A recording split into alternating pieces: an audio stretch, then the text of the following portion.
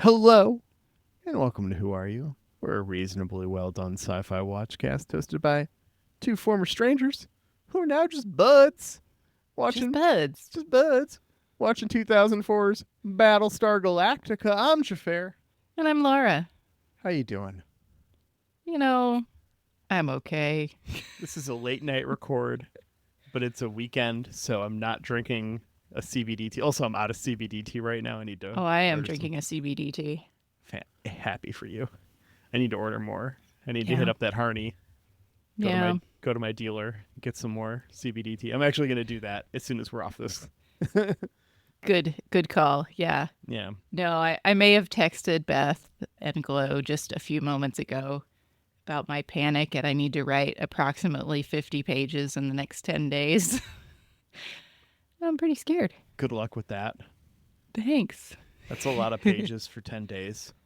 Well, and it's approximate. It's not like one of those hard 50 pages. It is double spaced. It is including the tables and references. I Mm, have done all of the work, like the okay. results. Like I have statistics and regressions and tables. I just don't have, thoughts on the paper. I have a question here about academia and AI. Yeah, sure. So, like, for something like Glorianne, your co host on Cool Girls, and Yes. a longtime personal friend of mine, Mm-hmm. English teacher. Yeah. So when her kids use AI on a paper, it's bad Mm-hmm. because one, they're not developing the writing skills in their kids, Yeah. but two, they're supposed to be expressing ideas that are analysis of some kind related to their thing, and it's supposed to be Sure. their analysis that they're not generating because Right. the AI is doing it. What you're doing, Different. you've done the analysis for it. You just need to Mm-hmm. put it in plain English now in the form of a paper, but all of the work is still yours. Would you I like mean, Mr. Claude helped me with a lot of the coding. My other boyfriend, Claude. yeah. Well, and I mean I would use Claude to help write the paper over ChatGPT as well. To be absolutely clear, Claude is Oh, interesting. significantly more focused on work environments and a handful of specific applications versus ChatGPT is a lot more sycophantic and meant to be a conversation piece. It's why Yeah. Anthropic is going to be a successful company and why OpenAI is not going to exist in 10 years. Yeah, I do really prefer Claude over ChatGPT. They're the same cost, and I think actually I've heard that we can get some version of ChatGPT through the university, Mm-hmm. but I've never bothered with that because my economics professor that uses primarily R, when Yeah. we were doing a bunch of R coding, said Claude was the best for R. So Yes. that's what I went with. Yeah. And I mean, you were doing some of that stuff. I have since talked to professionals at in the AI practice of the consulting firm I work at Hmm. and have gotten lots of similar opinions about Claude versus OpenAI's ChatGPT for coding. And in Uh-huh. my own Okay. experience, anytime I've given a task to OpenAI or ChatGPT, Claude, or Copilot, the only one that has succeeded at that task is Claude. Okay. Good to know. Yeah. I've had ChatGPT destroy SQL code on me. And Oh SQL no. code, it's not that hard. Yeah. Um, it's all like, hey, I need to write this like recursion loop in SQL where it goes back and does something for every record, and it's like, this sucks. This is Hmm. difficult to do. Please do the thing. And it's just like, no, we're not gonna do this right. And it's all like, cool. It just keeps adding things instead of fixing things. Claude will actually look at everything. Let's be clear, friends. If you were to open Laura's code that she did with Claude, you would probably find it a fucking nightmare. Well, here, It's the vibiest of vibes right there. can I give you the senior developer secret here? Uh-huh. The only code that matters is the code that works. Yeah. And the only code that works is the code that you understand. So if it works for you and you know what parts are doing what, it does not matter what order it is in, how well it is commented, how clean that code is. I mean, I will espouse especially when I've been teaching classes at work lately that include some base level coding for finance people. I'm teaching Excel people how to do other stuff in other applications where it's all like, well, in Excel you do this, so in this Yeah. it's this, that kind of like It's about level of time stuff. they branched out. Yeah. Yeah, and so, but I will like those people. I'm all like, no, use your lines, use tabs. You didn't have that in Excel. You have that here. You're going to code properly now that you can, because it's very base level. It's introductory. It's habit building. Uh-huh. But once you're past your habit building, I'm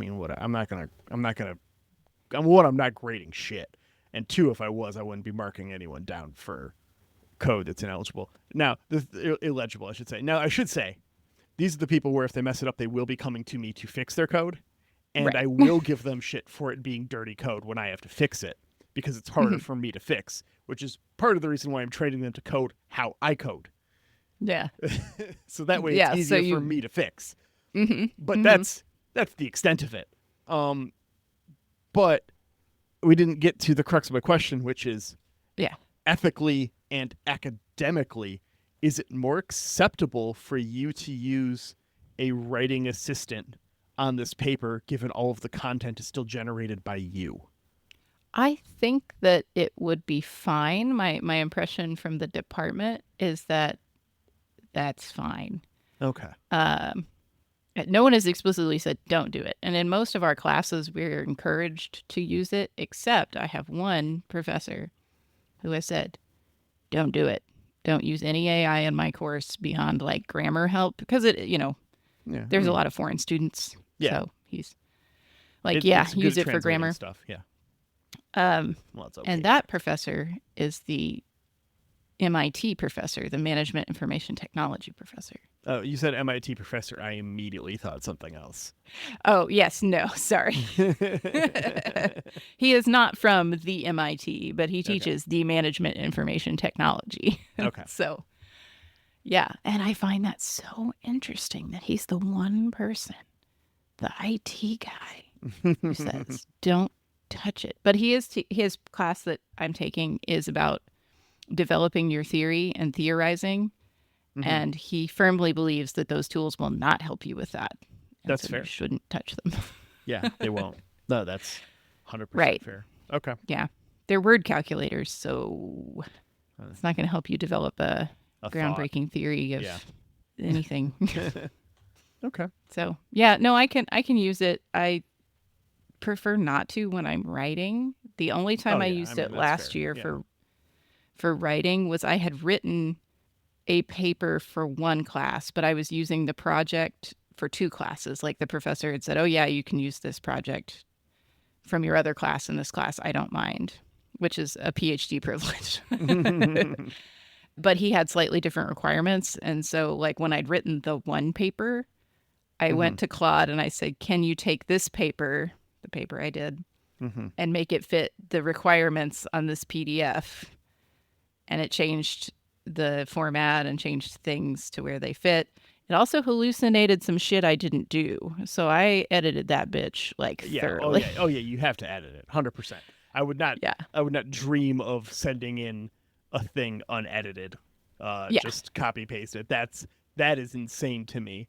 But yeah, just curious, because that might help a little bit. Maybe at the very least knowing that it's there might help make the task of it a little less daunting. Yeah, that's true. And you know what? It has helped me with it. It helped me in that instance. And I will say again, that professor, very pro AI. He's the one who was like, yeah, use Claude. It's helped me like organize my thoughts. So I'm probably going to use it for that of like, how do I start this? What do I talk about here? Like, yeah. But yeah. So you're probably not going to hear from me again, listener, until that is done. Love you. Well, I mean, this is our third episode we've recorded this week, which we haven't done in a long time because of all of this. Yeah, but it's been a little bit of a lull, so we managed to get 3 in this week because you've got this, and then next weekend this will be. I think this airs the weekend of Thanksgiving, the Wednesday of Thanksgiving, I should say. Mm-hmm. So I will already be back from my pre-Thanksgiving trip to Philly. I'm going to Philadelphia for PAX Unplugged, and then Thanksgiving the weekend after. So this will buy us time to get through to the holiday, and then we probably won't record again until after Thanksgiving, I imagine, given the paper. It's very and everything. possible. Yeah. Okay. Well, I had a segue, but then we segued away, so I'm going to segue back. Well, it sounds like Claude, for your paper and your sanity, might be a measure of salvation. You did I it. was trying. I wanted to do it, but I wanted to continue the conversation and not just end it awkwardly because I wanted to segue at that moment. I mean, yeah, I appreciate you giving up a just like It's a delicious good segue. segue. Yeah. We try here. If This is the level of effort you get over here. it's like, who are you? Like, what is my time commitment to this podcast? It's like, okay, well, 45-minute show. I'm going to spend 90 minutes watching a TV show for notes, right? Pausing, writing stuff down, making jokes in my notes, maybe drafting things, maybe pausing and running something by someone, like workshop a little if I need to, when I feel like workshopping, make some notes for drops, okay, like an hour or something to record an episode. I don't have to worry about editing on this one because Aaron's awesome. Then there's like this hour of time that's just all like mental space for the segue. Yeah. You gotta prepare yourself, especially, that improv-y moment. You never know when the segues are needed. Yeah. It helps so much. So let's talk about this episode. Season 3, Episode 7, A Measure of Salvation. Athena and Lee go to the diseased base ship here at like the very start. And who the frack thought this was a good idea? This is so stupid. It's like they see all these derelict ships. It clearly did something to the Cylons. Why would you send your one Cylon? Yeah. I mean, even if you have no idea that there's a virus on the ship or whatever, like something bad is over there. These people should be much better prepared than they are. 100. Nobody's wearing any masks. It's like, even like, okay, so there's like something disabled all these Cylons. Maybe it was like an EMP or something. Like, it's clearly the case where something killed them all at the same time. Because they're all just derelict. Derelict! Yeah. I mean, even if you have no idea that there's like a contagion on board. Yeah. There's literally, we've learned that those raiders, those are like a robot birdie. They are a body. So they got brains. You know that there's bodies floating all around in space. Yeah. So what is the base star going to be full of? Also, the base star's green. There's green glowing all over it, which is not a thing on any other base star ever. So it's like visually telling them even in space, like, I'm sick, guys. Yeah. Like the base star has a cough. It's a problem. Yeah. Why would you fucking allow Athena anywhere near this is mind-numbing to me. And it's like, look, Adama wants to make sure that there's someone who can like interface with the ship's computer or something. There's a bunch of reasons for her to go, but I don't think any of them outweigh the obvious danger that she's putting herself in. Even if you just go without her and then bring her in 10 minutes later, once you just have a grasp on what the fuck room. happened. Yeah, clear the space. I don't know. This made me pretty mad. Not only do we go in with no masks. We brought our only Cylon. No PPE. At least for now, likes us. Yeah, none of us are in the suits, the Tyvek suits or whatever. Like, not even wearing your fucking helmets, and you're in a Raptor. You're supposed to wear those when you're in a Raptor. I'm saying. Like, and then Athena just, like, goes to touch the goo. Like, the goo is very sick. Yeah. The ship goo, it's like icky black and brown. And yeah. She goes to use the computer, and it is disgusting. And she knows immediately. She puts her hand in, and she's like, ugh, that's disgusting. It's snotty. Normally, visually, it's it was disgusting, honey. You should not have touched it. Right. Why? She should be smarter than this. Well, is it stupid? Or is it Cylon? Hello, and welcome back to Is It Stupid or Is It Cylon? presented by Cuisinart. I mean, she is both in this moment. Good grief.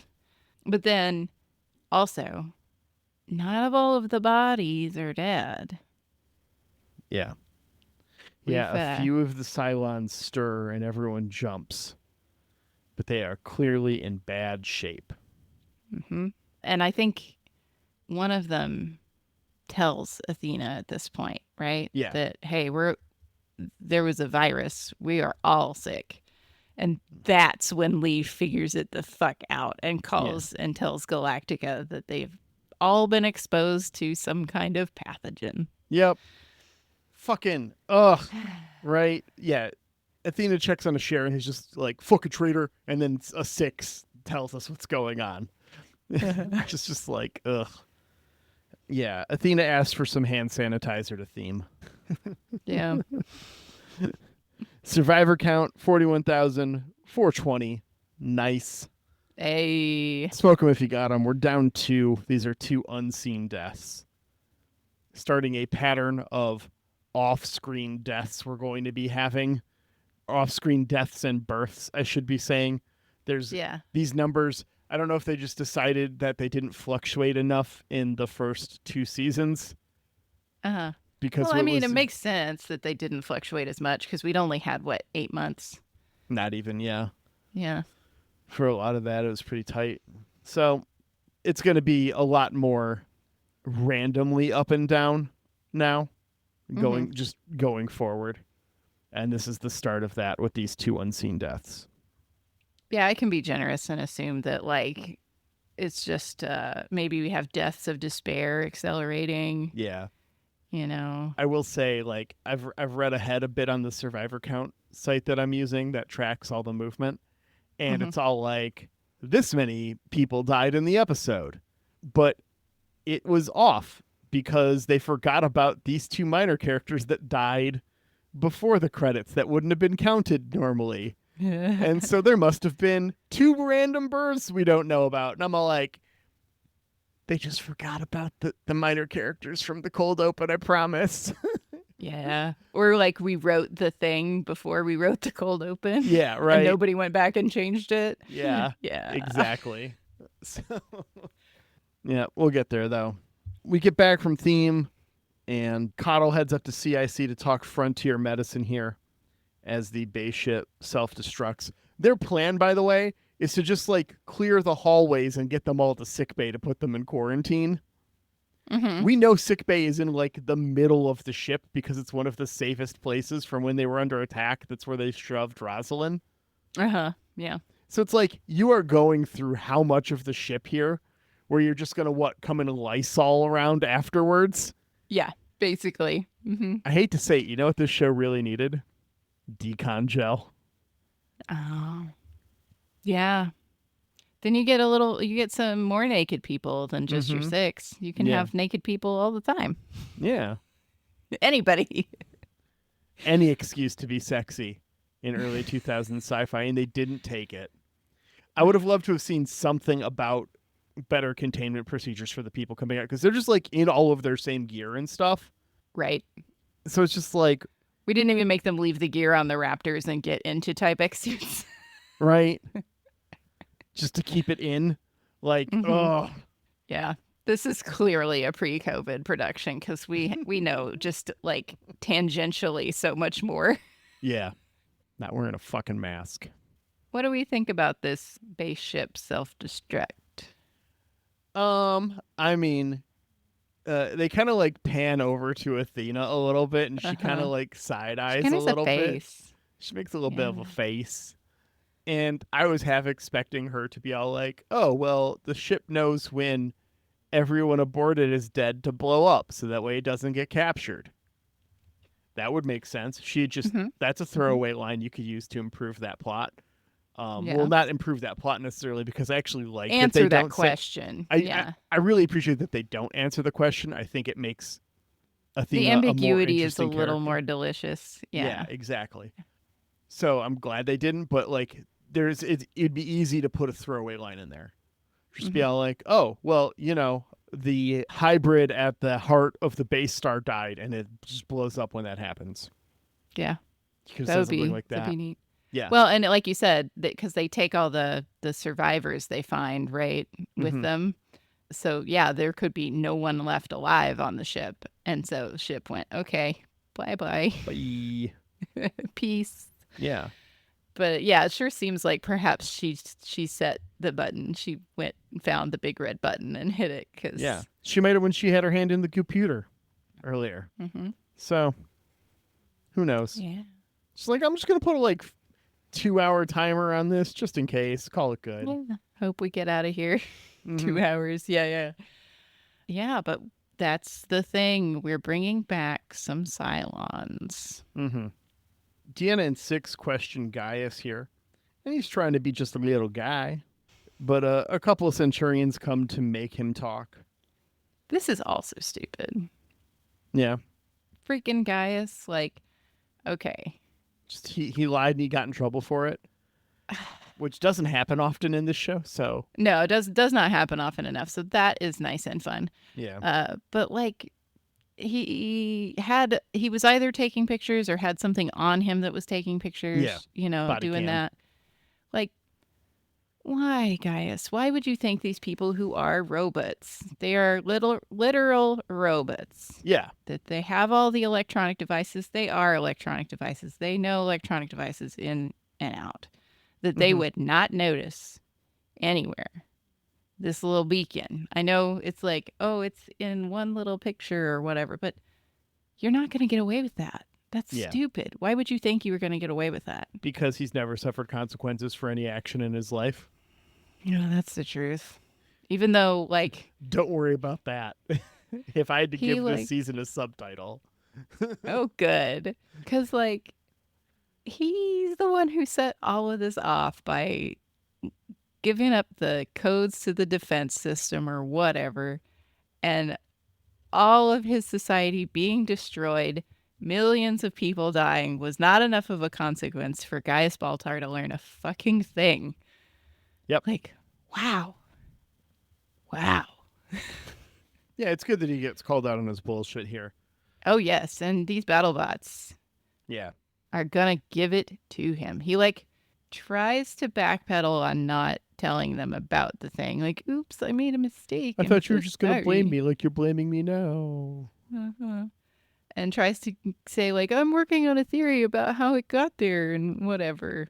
Mm-hmm. But no such luck. Yep. He retreats to his dream palace to try and escape as they hook him up to that menstrual cramp simulator that you can get off Amazon. It does not help him.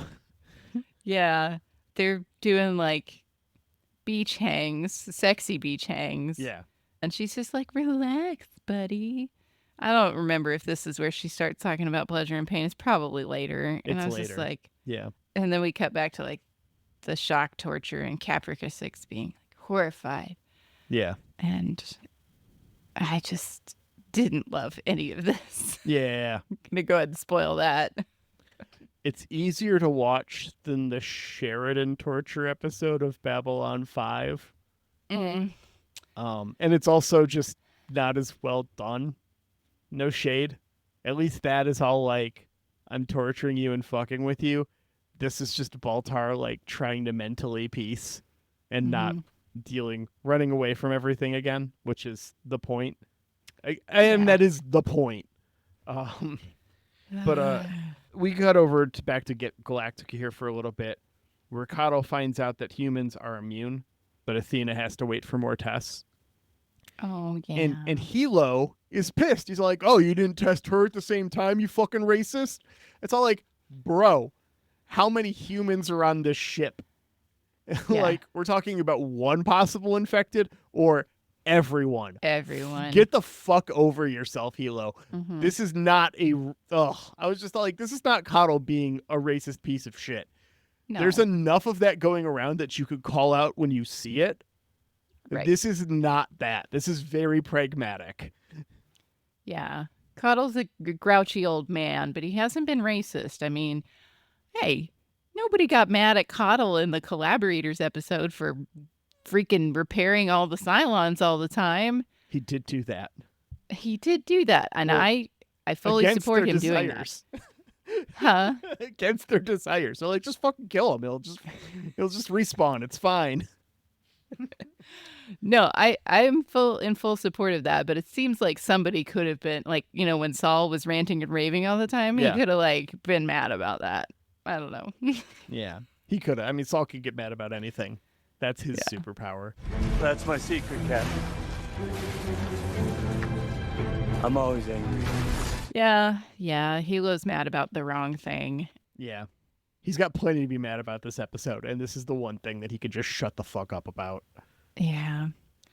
Then we come back from a commercial break, one of them Mm-hmm. commercial breaks, and Cottle's visiting the prisoners Yeah. and he selects a very sick Doral who probably has the least amount of time to live, he says. Yeah.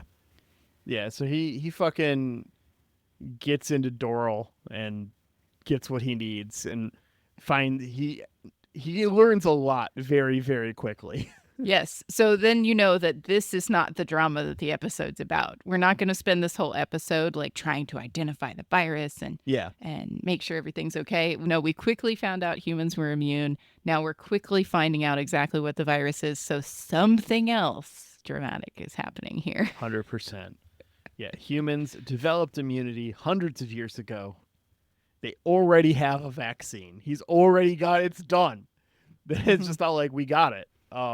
We don't need it, but I could keep the Cylons alive with it if we wanted to. Yeah.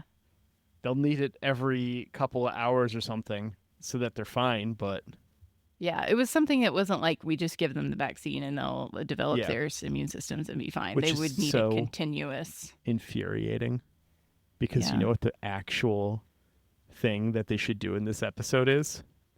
Give them all the vaccine, say that they're fine, and then give them a raptor And send them home. and just peace. Yeah. And just let things take its course. They'll be sick again in a couple of days. Plan successful, genocide completed. Wow. Yeah. But It could no. have been done. I mean, obviously that would change a lot about this episode and what it's trying to do. But like, that would have been the easiest way to just let them go. Make it Rather happen. than put the ship in danger and do all the shit that they do this episode to try and possibly genocide the Cylons. Could have just let them do it themselves by just telling one little lie. Yeah. And then even everyone on the ship, you're like, yep, we vaccinated them and sent them home. Yep. Well, We're- maybe you don't want to yeah. tell everyone on the ship that, but Well, yeah, I mean, you vaccinate them, it's like, hey, you guys are genociders. We're not genociders. So fuck you. Here's your vaccine. Go on home. Get the fuck and leave us alone. Just please leave us the fuck alone. And just, yeah. you're good. Just give it a couple days. You'll never hear from the Cylons again. Yeah. Yeah. But no, instead we go into this interrogation. Yeah. Rosalind wants to dangle that vaccine in front of them, and Simon tells them about Gaius Baltar on their ship. Good for Simon. This is the most lines he's gotten since season 1, I think. I know. Yeah, Simon's just kind of been around. Yeah. Him and we'll go like, I feel like we go months without a Doral speaking line sometimes. Yeah. I feel like it's probably going to be a minute now. Like, this Doral didn't say anything, the really sick one. Oh, maybe he like went, no, or something, but he Under didn't have 3 anything. lines. He didn't get to be witty or anything. They can pay him less if he has less than 3 lines. That's the SAG rules. Yeah. So, Yeah.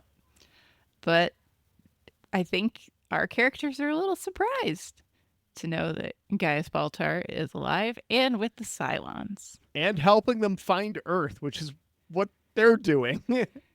They're pretty mad about that, rightfully so. Yeah. Well, I mean, it's a good narrative device because it's like, now when we run into conflict with the Cylons, it makes sense that we're going along the same path. There's like a reason for us to be heading the same direction, because before it was, okay, well, they were both heading to Kobol. That makes sense. Or they were hunting down Galactica very actively. So it's just like they can be in the area without actively hunting down humanity, and they can just casually kind of run into each other very logically now. Yeah. Which is good for the plot. So, Yeah. good for the plot, bad for the overall journey that we're both heading the same place with different aims there. I'm still confused as to what the Cylons think they would get out of going to Earth. I think their plan is to just like, I mean, you roll up, you're like, oh, hey, we are a lost branch of humanity from the 12 colonies. And we all look alike. Don't worry about that. We mastered cloning, but we lost the ability to reproduce naturally. So we've been cloning each other, and we were hoping to find humanity to live amongst and regain that ability and just be humans again, and just fucking lie about it. And just it's I don't difficult. know why that would work. Well, that's the thing is you say you're cloning to sustain the population. You don't need to do that anymore.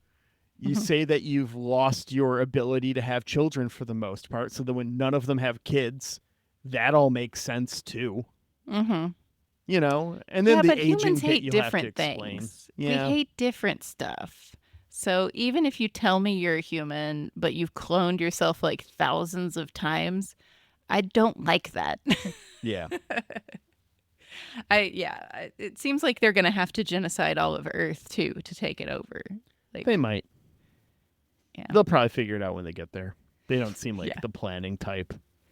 Yeah. Wait a second. The whole thing was that they had a plan.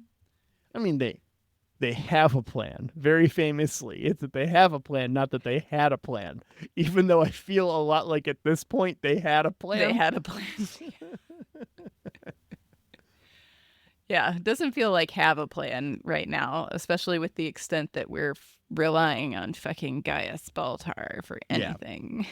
Yeah, I'm sure it was they're like when they're sitting down and planning everything before they started the genocide, it was like, and then in 3 years we'll be relying on Gaius Baltar. 2 years, whatever we're at, yeah. On day 805, Gaius Baltar will join us on the base star, finally giving us the directions to Earth. Like, that is not the vibe. If that was our plan, it wasn't good. Yeah, so this is where it dawns upon Lee. After this discussion with Simon, he starts like laughing at a bad time. You know, sometimes there's a bad time to just start chuckling in a room. This is it. Yeah, he starts laughing. It's like, what's so funny? He's all like, biological warfare. Lee, come on, you're being weird. For Don't do that. Sure. They present the idea to the president, and Hilo is the only himbo in the fleet who reminds everyone that they are talking about genocide. Well, okay, let's give our himbos some credit. Mr. Anders is not involved. That's so true. We don't know. But are you still convinced Anders is a Cylon, by the way? I don't think I've checked in on that on the while. Look, I don't know. Okay. But we don't get to have the second himbo. Because Hilo's like Captain Himbo. Mm-hmm. And then we have like Lieutenant Himbo is Anders. Yeah. We don't get lieutenant's vote on this. And then Lee, does Lee count as a himbo? He's a little like annoying. Yeah. He's like the least himbo of the himbos. Yeah. Hilo's the only one to say it in this room. So like, good for you, man. Yeah. Still XO as far as I can tell. Yeah. He at least goes out of his way to clarify that this isn't about maintaining some pretense of a moral high ground, but rather about retaining their humanity and the thing that makes them different. Yeah. Which is a lot harder to argue with than we're better than them. Yeah. It's a really hard stance to take to when like, okay, we're better than them, like morally here or whatever if we don't do this. And they might kill us all. They might destroy us all if we don't do this. So that's rough. Yeah. Because they literally did try to destroy us all, and they have been hunting us across the galaxy. Yeah, it's been bad. It's not great. And Rosalind feels very protective of the people that are left. Mm-hmm. But yeah, he was like, we can't destroy the one thing in us that is left. Mm-hmm. They're trying to take everything from us, and if they take our dignity as well, like, okay, why are we here? Right. We cut over back to Baltar. He's still in the torture chair. It's been maybe about 45 seconds of torture here, and he's just ready to tap out. Yeah, I like the idea that like it has been no time has passed. Yeah. They've been torturing him for 30 seconds, and he's tapping Yeah. out. They hooked him up to the menstrual cramp simulator, and he's just all like in such agonizing pain that he can't give up. Mhm. And it's just been like 10 seconds. I like that a lot. Yeah. Baltar retreats to his dream palace, and 6PT tries to hump Baltar to logic his way out of torture. I hate this so much. Yeah. Deanna responds by showing him her awkward anal probe collection. No flared bases. And then she puts one in his ear, and it is gross and bloody. And he's just like, I believe in you. I love you. All this stuff that he's saying to 6PT, but he's saying it out loud. Yeah. And Deanna is just like, this fucking little weirdo. 6PT is like coaching him on like religious fervor, it feels like. Yeah. In this moment. And he says something about if we knew God's will, we would all be gods. And I thought that was funny. That was before it got super sexy. Yeah. So, But yeah, then we're just like, did you read American Gods? it's been a minute, but I think I've read it. Not to bring up Neil Gaiman, but there's something very early on in that book where it's like super religious-y sexual thing that just is gross. Yeah. And it just reminded me of that. And I was like, So, I mean, like we this. have a penchant for watching weird, semi-religious, sexy, gross stuff. So you want to talk about season 5 of Babylon 5 real quick? And is this sex scene worse or more? Let's say awkward. I don't want to say better or worse because that's difficult, and I don't want to do that. That doesn't sound like a fun conversation. Is this more awkward for you to watch than the Lita Byron sex scene? Oh, I think this was worse. Yeah. I think for me, this was worse because it was a little more graphic in a way than the Lita Byron stuff. Yeah, I mean, it's been, a decade. TV's gotten a little bit spicier. This is also Yeah. like 10 p.m. on Sci-Fi or something, so they can get away with some shit. Yeah. Like Lex was airing after this. They could really Right. push some boundaries. Yeah, no, the Lita Byron stuff is really fucking weird, isn't it? Yeah. Because you have like an audience and they're all feeling it with, it's not just like they're watching, but the way like he passes out after like the graphic humping, right? Yeah. That he passes out and then Deanna's face, I was like, oh God, oh no. We're not going to have like Deanna starts to think Gaius Baltar is God, do we? Like, oh geez. I don't, please no, please. Xhafer can't tell me anything. He's just making a face, and the face has hands this time Yeah. of like shrug, I don't know hands. Yeah. It's exactly what those hands are. Yeah. I just, if the Cylons start to think Gaius Baltar is God and start doing stuff, I'm gonna throw something at the TV again, Aaron. I'm sorry. Again? Well, because remember last time I said I was gonna throw something at Oh, the TV yeah. if Yeah. something happened. Yeah. Okay. I haven't thrown it at the TV yet, but Okay. still on the table. Yeah, I thought I would have heard. I Uh, figured I would have got a text message that was just, she did it. no, I feel like whatever I said, it was toward the end of the series. Okay. Like maybe the last episode or something that I was going to throw something at the TV. But ew, Gaia sucks. Hey, guess what? Athena's going to be fine. Yeah, she got good news. She's immune because of Hera. Mhm. Her baby girl might have died, but she saved her life. And she's in the mood to try again here. But Hilo Yeah. is cock blocking from the weight of committing genocide. Yeah. Hilo's Fair. Hilo's not going to be able to participate. He knows too much. Yeah. But I wanted to say this sort of techno-y babble that she gives us about how the baby blurred saved her. That's a real thing. Like baby cells mix with maternal cells, and like a piece of your baby is left inside you, like literally. Huh. It comes back like across the placenta or whatever. That's So. nifty. Science I is was like, cool. this Bodies are isn't cool. like total nonsense. It was a thing. So, All right. yeah, that was nice. But yes, Hilo's got to talk about this plan. Yeah. Adama tells Rosalind that biological weapons, constitutionally or whatever the right word there would be, articles. I think they've got articles, Yeah, sure. the articles of colonization. So whatever that proper word to use there in that space is, require a direct order from the president. Yeah. Somehow the society has had biological warfare conversations before, and that's what we landed upon was only if one person says it's okay. Yeah, I mean, what's the worst that could happen? The president's, elected. They're clearly always going to be a competent, trusted individual. Otherwise, they wouldn't be able to get elected. So it makes sense to lock that kind of power behind that one office. Yeah.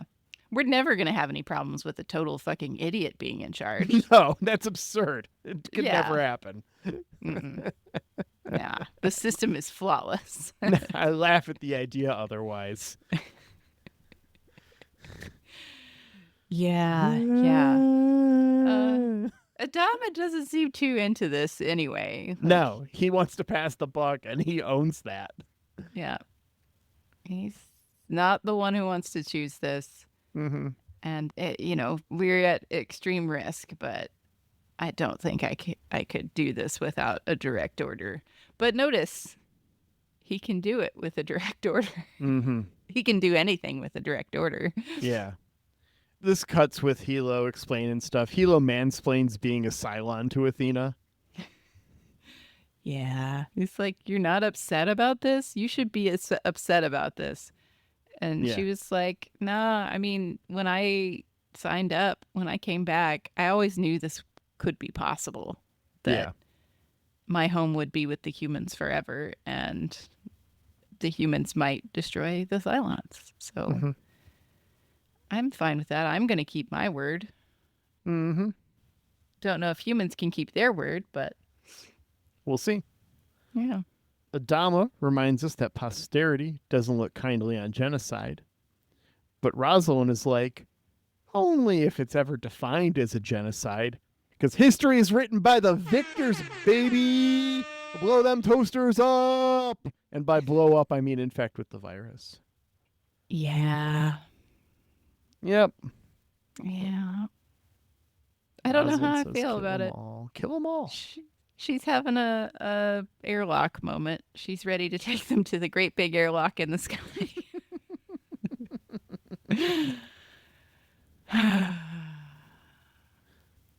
I don't know, man.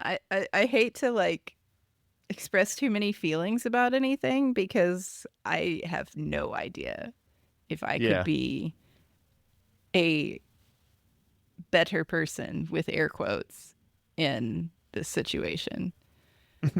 I have never been attempted genocided. I don't know if I can accurately measure how that would feel, like project how that would feel. Yeah. So. Yeah. I mean, there was an Albanian genocide in my lifetime. Yeah. And I still don't know how I'd feel about it. Right. Right. There are genocides happening right now. Right now. Yeah. And I still don't know how I would feel. Yeah. If I was in the situation. I know that they should stop. Yeah, 100%. Yeah. No one's saying otherwise. Yeah. And it's just like, fuck. Yeah, it's so crushing. It's so mind-numbing that to imagine it in itself is in an inescapable abyss, let alone being in it. So, that. Is this a thing that Sci-Fi tries to do for us or can do for us is like try to take the actual lived experience of people now or in the recent past and project it in such a way that maybe we can put ourselves there without the like actual risk of putting ourselves there. I think that's what sci-fi does best. That's Yeah. why we're Star Trek fans. Yeah. I don't know. Not enough people are doing it, consuming the sci-fi then. Well, not enough people are critically thinking. Because I mean, the amen. number of complaints I see about new Trek being woke Mhm. is just like, okay, well, you clearly never... Actually, one of my favorite Facebook groups when I do venture onto the Facebook is sounds like you've never watched Star Trek, but okay. Yeah. And it's people complaining about Star Trek that have clearly never watched Star Trek. Well, Yeah. they may have seen Star Trek with their eyes, but Right. they've never understood or viewed, consumed in a meaningful manner Star Trek. Right. You have to engage more of your brain than some people are willing to activate, I guess. I mean, I don't think it's unwillingness, to be perfectly honest. I think part of the problem is that people we've trained as a society, and by we I mean the media at this point has trained people to feel outraged about things because it's easier and gets ratings. Yes. I think we talked about this. Did we talk about this or was it on LTO?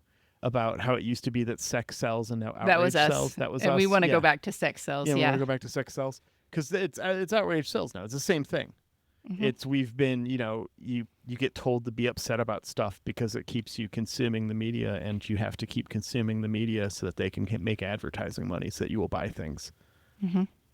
Did we bring it up on this podcast or did I just bring it up at school that there was an interesting article that came out, speaking of media, that Facebook or Meta admitted that like 10% of their revenue in 2024 came from either advertising for either scams, fake products, Okay, we did not talk about bad this, actors, etc. But we've both seen this. Okay. but I listened to a podcast about this.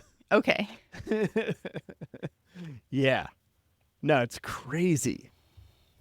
Yeah. They're just We- just knowingly just don't give a shit. Yep. Yeah, I brought it up and it was very tangential in our tax seminar. And we kind of had a moment where we're all sitting there going, huh. Right. Like, and I'm sitting there, because I'm like, banks are really required to like not money launder, but Meta can just take the money of bad people and call it revenue. Mm-hmm. Huh. I mean, it's something to think about, listener, as you consume any social media, Yeah. any media. Not us, because we don't have advertising. Well, I mean us. I would encourage a listener to question anything. Yeah. I mean, Same. we are, at our heart, I feel like a comedy podcast that happens to talk about TV shows much more so than something about critical thought. And obviously, we delve into those things and we talk about those things.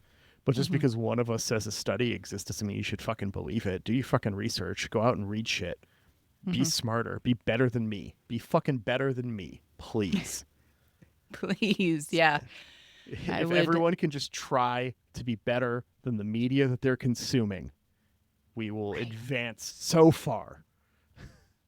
But that's, again, where I worry about all this, to bring it back to our original discussion, AI stuff. Like, how many people are going to be using it to further their critical engagement with something, to make something a little easier to digest or put together or something so that they can do and be better, and how many people are going to use it as the shortcut for their entire life. Yeah, well, we've seen the numbers on the people that do use it as a shortcut and the cognitive offloading and what it does to your intelligence. So, it's just you found a switch that takes care of things for you and makes it so you don't need to think, and you have, you're presented with that option. press the button if you don't want to think for the rest of your life and you want everything to be taken care of for you, and they're just fucking slamming it as fast as they can. Yep. Yep. So. And this was always who we are. This was always going to happen. Yeah. Comfort. That's God, how was it? It might have been here. It might have been a podcast I listened to. It might have been a conversation I had elsewhere about how the core of fascism is comfort.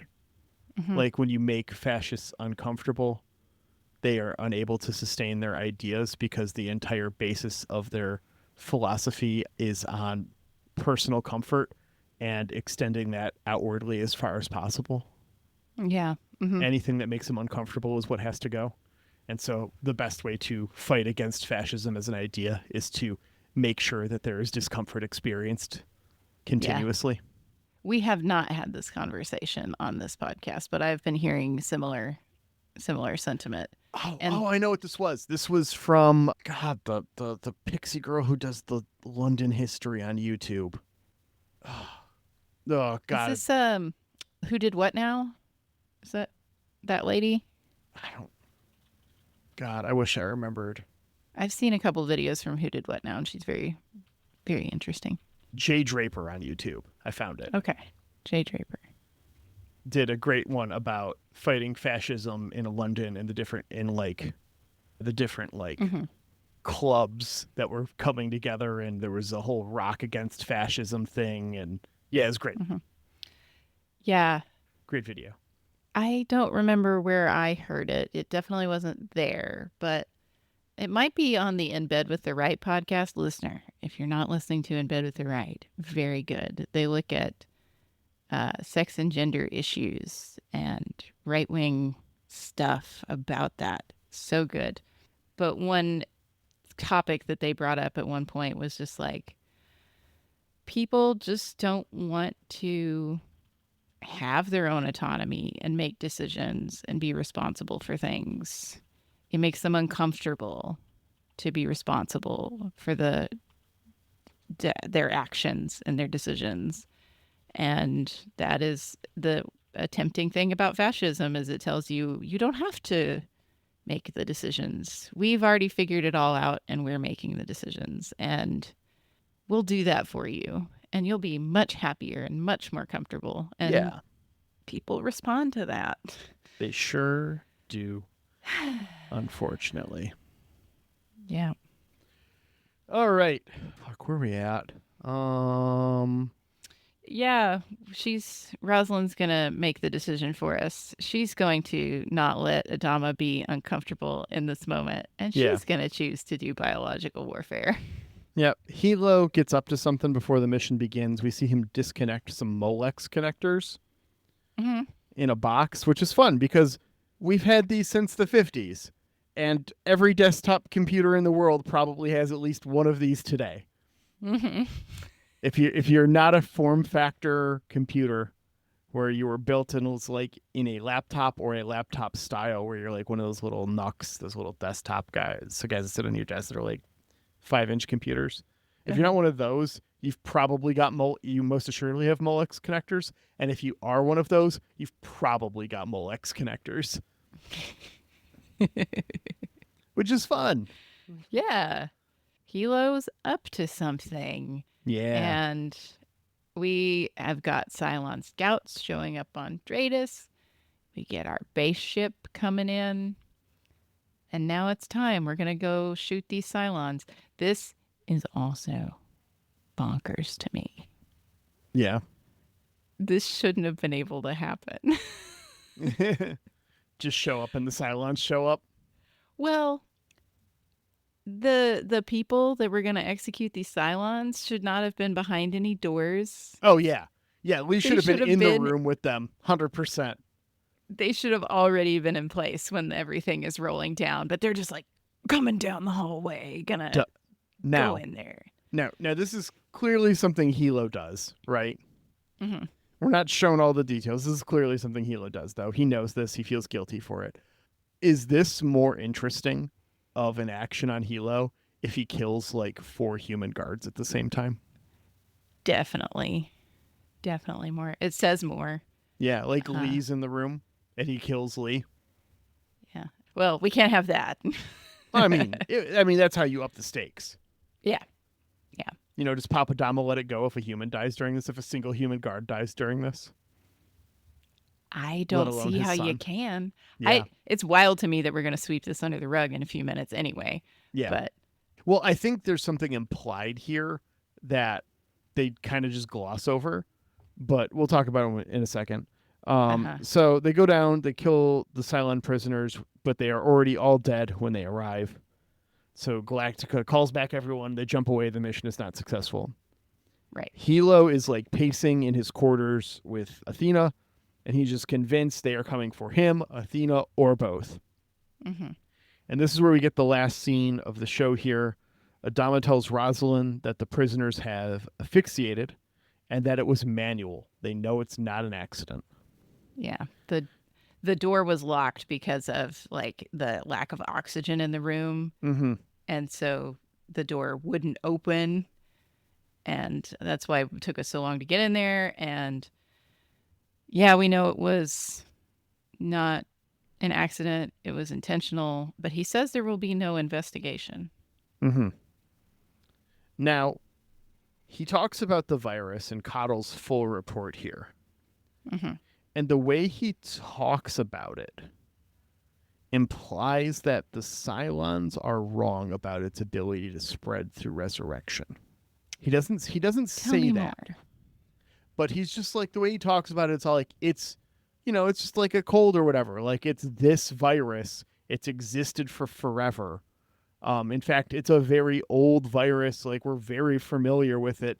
Humanity used to have to deal with this until we developed a natural immunity hundreds of years ago. Mm-hmm. Yeah. The idea that this virus was going to, he doesn't say it, but he just kind of like dismisses it in a way where it's just like, it's just a normal virus. There's nothing special about it. It just happened to be that it fucked with the Cylons and not humans. He says, he uses the term coincidental. Yeah. Right? And to me, this is saying that he doesn't believe it would have worked anyways. He doesn't think it would have spread through resurrection. Mm-hmm. And that's just the Cylons being paranoid. He doesn't say it, but that's the vibe I get. And if that's the case, that's another reason to just let this go. Okay. They still could have done your plan. Yeah. My plan would have worked significantly better and also not put anyone in danger because they wouldn't have had to have risked the ship.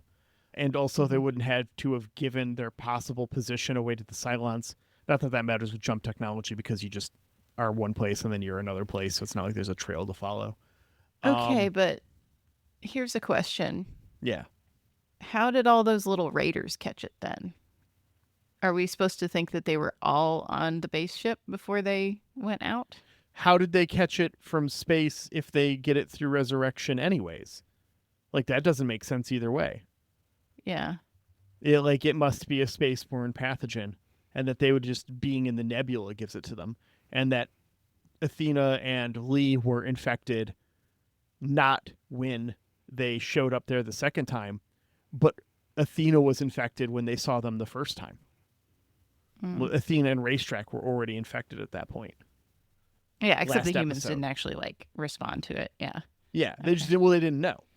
They had no idea that they were impacted at that point, and they already had them both under quarantine the second time. But hypothetically, they would have been infected then if it's spaceborne, which is crazy. Spaceborne pathogen's insane. But I guess you're at a nebula and you're far enough away from stars for UV radiation and ambient stuff to melt you, probably. But like spaceborne pathogens shouldn't really exist for the most part, because the whole point is that ambient space radiation shreds DNA and RNA and all that shit, and like being in space is really bad for you. Besides the whole asphyxiation thing, like ignoring that, if you didn't have to breathe, still being in space will just fucking kill you, and not from freezing to death. That's the thing they always get wrong. Like, eventually you'd freeze to death, yeah, but temperature is a property of matter, and for temperature to change, it has to interact with matter. You know, a cold thing has to touch you to make you less hot. And there's not Right. things to touch you in space for the most part. There's a ton of stuff to touch you in space, but you're not going to encounter it at a rate where you're going to freeze instantly. It's, you know, it's, duh. Anyways. Yeah. Mm-hmm. Anyways, space is disease and death wrapped in terror and darkness. I don't know, whatever that line from Star Trek 2009 is. It's a banger. Yeah. So the little button on this episode is like, hey, that virus was 3,000 years old on that beacon thingy or whatever. They didn't bring Yeah. the beacon aboard, did they? It got blown up with the It got base blowed star. up. They just brought the people. They didn't bring the equipment. Yeah. Okay. Gosh, you would think that artifact might be interesting. And then maybe we should have brought it with us. Well, it's also the source of the pathogen, and they know that, so maybe they don't want to risk infecting everything. There might not be Yeah. room in the Raptor for it. You might have had to have left someone behind to take it. That could be a whole Yeah. thing. I suppose. Just seems like that could have had some interesting stuff for us in some way. But it did tell us that we're on the right track. We know this was a human virus, about 3,000 years old, and it's in the nebula where Pythia said we needed to go. So, Well, I mean, it'd be more in the nebula. Just because humans are immune doesn't mean you're not carriers now. yeah. Your body's got to fight that shit for a bit, Mhm, at the very least. I don't know. So, Yeah, I'm not a, disease person. I'm not a scientist. disease guy. Yeah. Not I'm that n- kind of doctor, as we've joked a few times today. All right, well, that's the episode. On a scale an 1 to episode. 12 colonies, how you feeling about this one? You know, for like the back half of a two-parter, right? I was kind of let down by this one a little bit. Same. Right off the bat, we've got stupid stuff that's breaking my suspension of disbelief of like, why would you do that? Yeah. And then we examine all the holes in the like this particular virus thing. And then there's the icky Gaia stuff. I Mhm. mean, I'm not trying to be a prude or anything. It's just Gaius is gross. Gaius is gross. Yeah. And so this weird thing he's doing that's making me worried that Diana's now going to think he's God. Don't like any of it. And yeah, I feel like I have a floor on all my ratings now because I only gave Black Market like a 7, right? And famously like the worst episode of Battlestar that I was still feeling too generous to like... I mean, we'll see how you feel about some stuff when we get to season 4. And we're a couple episodes away from a boxing episode, so who knows? Yeah. Laura famously loves boxing episodes. I'm going to have to give it a 7. I am also going to give it a 7. I think it's kind of a better letdown. than Black Market, but I got a lot of... I did not enjoy this episode. I don't have Not to enjoy really. every piece of meat. And to be clear, listener, I didn't enjoy it because it made me ask myself questions about genocide and imperialism and all Right. of that. Like, I just didn't enjoy it because I didn't think it was good. Yeah, the questions about the genocide and stuff, you notice I didn't list those as like Yeah. my problems with it. I think those Our were very listeners valid know. They know us. valid points and questions and things to think Those are about. the only points stuff I'm giving. Those are the only points this episode has earned from me. Mm-hmm. Yeah, it's the like continuity stuff of like, why would she stick her hands in the icky goo? Like, Right. come Ugh. on, our girl's smarter than that. She is. She's goddess of wisdom. Come on. Exactly. So okay, this one, second part didn't hit for Bit me. of a dud. It happens. Mhm. Next episode, season 3, episode 8, Hero. A figure from Adama's past returns to haunt him. What? He raises questions about why the Cylons launched their initial attack. What? It's got Carl Lumbly in it. I don't know who that is. You do. Google 'em. Okay, hang on. It's fun because he's an alias, which, we're just wrapped up on LTO. Although when this Oh, airs, fun. we'll have wrapped it weeks ago. But we're wrapping it on a recording tomorrow. Okay, After. cool. So, yeah. He's been in stuff. I saw him as described as Marvel's Carl Lumbly the other day, and I was quite upset about that. He's a high point in the couple of little bit of Marvel stuff he does, but he is not Marvel's Carl Lumbly. That's very true. Okay, well, I'm seeing some bangers on here like Emergency. Did you ever watch Emergency? No. It's from like the 70s, and it was quite fun. And The Wild Thornberries. All right. He's just been in that guy in a lot of stuff. He's a real that guy for sure. Carl Lumbly is great. And you know who else is great? Jeremy Siegel. Indeed. Jeremy! Thanks so much for our theme music. We appreciate the hell out of it. You can find more of Jeremy's work at jeremysiegel42.bandcamp.com.